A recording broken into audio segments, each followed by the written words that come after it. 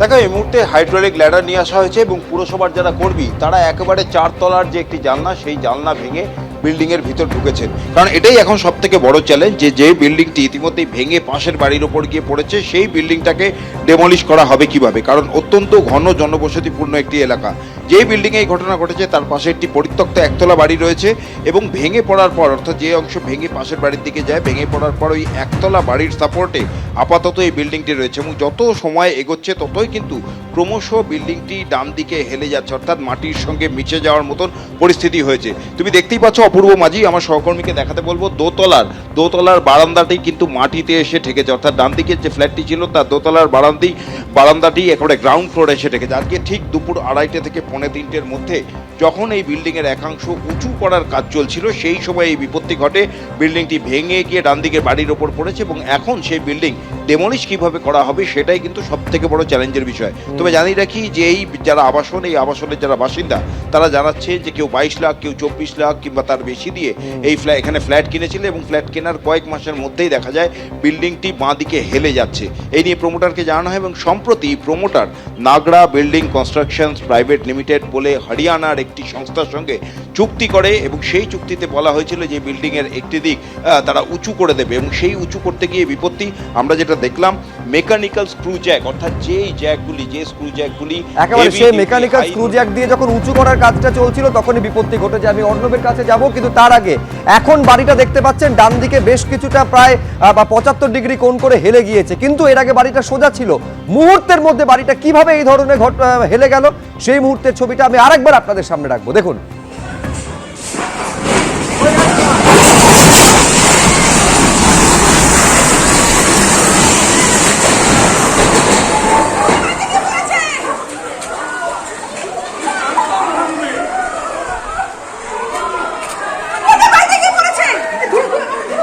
দেখো, একটা জিনিস বলে রাখি, যিনি ডেভেলপার বা প্রমোটার তিনি কিন্তু একই সঙ্গে ফ্ল্যাট ওনারও বটে। এই অংশটা যেমনটা পুরসভা সূত্রে জানা যাচ্ছে বা স্থানীয় সূত্রে যে জানা যাচ্ছে, একসময় এটা জলাভূমি ছিল, পরবর্তী সময়ে বহু বছর আগে জলাভূমি ছিল, পরবর্তী সময়ে এটা বাড়ি হয়েছিল এবং সেই বাড়িটাই হাত বদল হয়ে এখানে ফ্ল্যাট হয়েছিল। তো আর ডিপার্টমেন্ট থেকে যে কাগজপত্র প্রমোটারকে দেওয়া হয়েছিল তাতে এখানে বিল্ডিংই দেখানো হয়েছিল, অর্থাৎ আগে একসময় জলাভূমি থেকে বাড়ি, তারপর সেই বাড়ি থেকে ফ্ল্যাট হয়েছিল। তো ফ্ল্যাট হওয়ার পরবর্তী সময়ে এই ফ্ল্যাটটা একদিকে হেলে পড়তে থাকে এবং হেলে পড়ার সঙ্গে সঙ্গে এতে ফাটল দেখা দিতে শুরু করে। সবাই মিলে প্রমোটারকে চেপে ধরেন, তার কারণ হচ্ছে প্রমোটার এই ফ্ল্যাটেতেই থাকতেন। এরপরে প্রমোটার চুক্তি করেন হচ্ছে সমস্ত ফ্ল্যাট ওনারদের নিয়ে একটি হরিয়ানা সংস্থার সঙ্গে এবং পুরো দায়িত্বটাই দেওয়া হয় হরিয়ানা সংস্থা। যদি এই ফ্ল্যাটটা ভেঙে পড়ে টাকা সমস্ত দেবে হরিয়ানার সংস্থা, পাশের বাড়িতে কিছু ক্ষতি হলে তার সমস্ত দায়ভার নেবে হচ্ছে হরিয়ানা সংস্থা।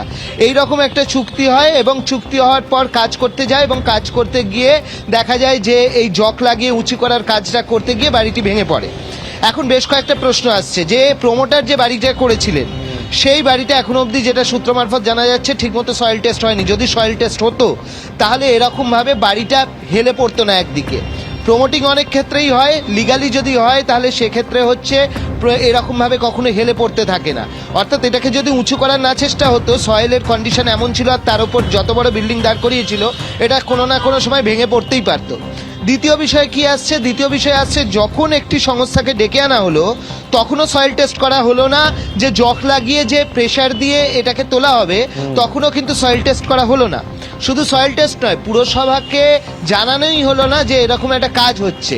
সুতরাং এই পুরো দায়টা কিন্তু কোনোভাবেই প্রমোটার অস্বীকার করতে পারেন না। এক বিল্ডিং তৈরির সময় থেকে এই যখন আবার বিল্ডিংটাকে সারানোর কাজ করছিলেন তখন তার দায় কিন্তু থেকে যায়। পাশাপাশি হরিয়ানার সংস্থা যারা এই ধরনের কাজ করছেন, অথচ তারা পুরসভাকে কোনো কিছু জানাননি। পুরসভার সূত্রে এখনো বিল্ডিং ডিপার্টমেন্ট বলছে যে তাদের ইঞ্জিনিয়াররা ব্যাপারটা দেখেনি যে এরকম একটা কাজ হচ্ছে। কিন্তু পুরসভাও কি দায় এড়াতে পারে? তার কারণ পুরসভার নির্দিষ্ট টিম তারা থাকবে, কাউন্সিলর থাকবে, তারা তো দেখবে যে কোথায় কি কাজ হচ্ছে। একটা কাজ হচ্ছে সেটা যদি এরমভাবে বেআইনিভাবে কাজ হয় তাহলে সেক্ষেত্রে অর্ধেক জায়গায় পুরসভা গিয়ে বাধা দেয়। এক্ষেত্রে কেন বাধা দেওয়া হলো না যে আপনারা কার অনুমতি নিয়ে কাজটা করছেন? সেক্ষেত্রে তো পুরসভার ইন্সপেকশন টিম বা পুলিশ প্রশাসন তারা তো দেখতে পারতো। এই প্রশ্ন কিন্তু উঠছে।